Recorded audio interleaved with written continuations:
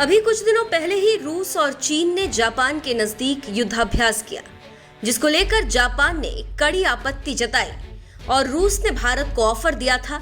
लेकिन रूस का ऑफर भारत ने ठुकरा दिया था और कहा था कि जेरे नवाजिश के लिए शुक्रिया, क्योंकि जापान हमारा दोस्त है और आप भी हमारे दोस्त हैं और आप दोनों से हमारी सदियों पुरानी दोस्ती है। ऐसे में मैं एक दूसरे दोस्त को नाराज नहीं करना चाहता।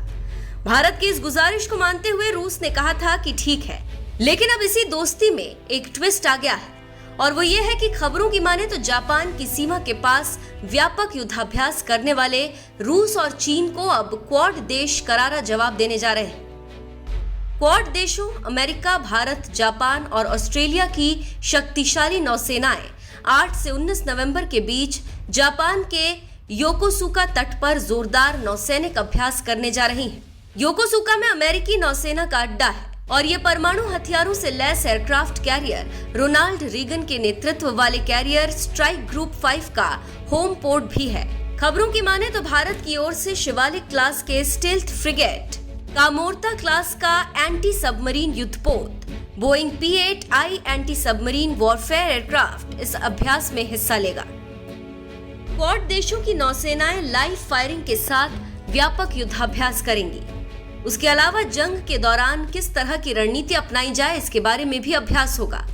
जानकारी देते चलें कि इससे पहले साल 2021 में मालाबार युद्धाभ्यास हुआ था। इसमें अमेरिका ने अपने एयरक्राफ्ट कैरियर कार्ल विंसन और 2 डिस्ट्रॉयर ने हिस्सा लिया था। भारतीय नौसेना की ओर से 1 डिस्ट्रॉयर, 1 फ्रिगेट, 1 सबमरीन ने अपनी ताकत का प्रदर्शन किया था। जापान और ऑस्ट्रेलिया की नौसेनाओं ने भी 2-2 युद्धपोत भेजे थे।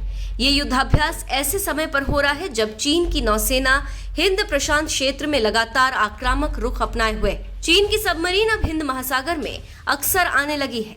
यही वजह है कि क्वाड नौसेनाओं के युद्धाभ्यास में एकजुट होकर एंटी सबमरीन अभ्यास किया जाएगा। रक्षा मामलों के जानकारों की माने तो मालाबार अभ्यास की शुरुआत सबसे पहले साल 1992 में हुई थी। उस समय भारत और अमेरिका के बीच द्विपक्षीय अभ्यास होता था।